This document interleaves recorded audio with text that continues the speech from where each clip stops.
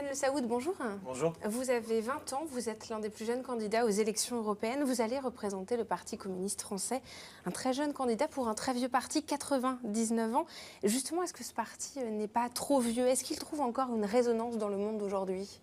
Alors oui, un vieux parti, comme vous l'avez dit, on va bientôt fêter le centenaire.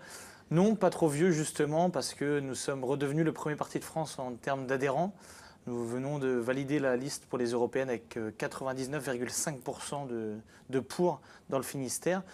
Non, c'est pas... Vous avez 600 adhérents dans le Finistère, 400 dans la Morbihan, à peu On près, a un peu à jour de plus que ça, cotisation. on a un peu plus que ça, ouais. On a 800 adhérents dans le Finistère, 2500 en Bretagne. On a un très beau parti, bien représenté.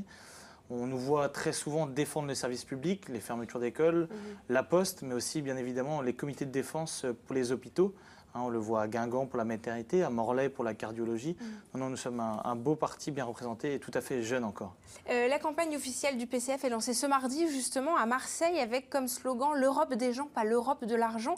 Comment est-ce que vous allez faire campagne en Bretagne? Est-ce que vous avez l'impression que le sentiment européen s'épanouit encore ici, à la pointe de la France? Oui, c'est vrai que c'est le lancement à Marseille. Heureusement, Yann Brossa était la semaine dernière au Walec-Carillon et une belle salle, une belle assemblée, ça s'est très bien passé.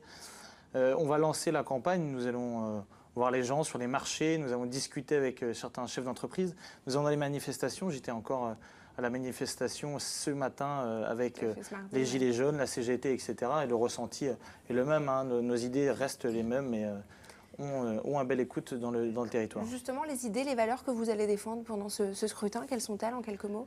Alors, arrêtez avec l'Europe du capital et c'est l'Europe des gens. Nous avons une liste à l'image du Parti communiste, hein, une liste d'ouvriers, de travailleurs, d'étudiants, de retraités, du monde politique, syndical, des leaders notamment. Comme le dit Yann Brossa, des gens extraordinaires qui ont fait des choses extraordinaires mais qui sont peu connus.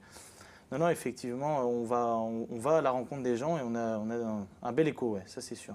Vous le disiez, beaucoup d'adhérents, 2500 en Bretagne. Pourtant, dans les urnes, ça ne se concrétise pas. Selon les sondages, vous auriez 2% à ces élections européennes. D'ailleurs, selon ces mêmes sondages, c'est le Rassemblement national et la République en marche qui arriveraient en tête des scrutins. Alors, si on additionne les intentions de vote des partis de gauche, vous êtes largement en tête, hein, tous les partis de gauche rassemblés. Alors, certes, la politique, c'est pas de l'arithmétique, mais est-ce que c'est pas un peu dommage qu'il n'y ait pas ce rassemblement qui est voulu par certains, par exemple comme le mouvement Place Publique? Alors aujourd'hui, je pense que les sondages ont montré dans l'histoire, notamment avec François Fillon, etc., que les sondages, ce n'est pas une science exacte. Aujourd'hui, oui, le rassemblement, nous, on le souhaite. On le souhaite, on a rencontré vendredi, j'ai rencontré avec Yann Brossa et Cinderella Bernard. Tout à fait, c'était à Brest. Ouais, Benoît Hamon, nous sommes sur une idée de rassemblement. On a discuté avec la France Insoumise, elle ne veut pas du rassemblement, nous on le souhaite. Europe Écologie ne le souhaite pas non plus. Contrairement à Place Publique, je ne suis pas très favorable, effectivement, parce que la social-démocratie a montré ses limites avec le capitalisme. Donc ça risque de ne pas se faire pour ces élections européennes? Je ne ferme la porte à rien n'est jamais fait dans le monde politique, vous le savez très bien je pense, mais aujourd'hui on discute, il y a des grosses discussions qui sont faites et on va voir, plus on rassemble, mieux c'est. Avec Benoît Hamon, justement, Génération, vous avez permis la rencontre avec Yann Brossa du PCF ce vendredi à Brest. Ça a avancé, ça, concrètement? Oui, ça avance, après ça avance beaucoup en haut, on peut dire ça, mais les militants de base que sont Génération et le Parti communiste souhaitent pour la plupart et certains à ce rassemblement, oui. Il nous reste une petite minute. Cette élection va s'inscrire dans ce mouvement social qui a démarré au mois de novembre. On imagine que ça va avoir des répercussions, ce mouvement des Gilets jaunes, sur ces élections européennes. Quel est votre avis justement sur ce sujet-là? Nous avons des Gilets jaunes sur notre liste, hein, des Gilets jaunes connus. Mon sentiment, c'est qu'aujourd'hui, nous sommes dans un monde, dans une France où le système capitaliste a montré sa limite, où c'est terminé.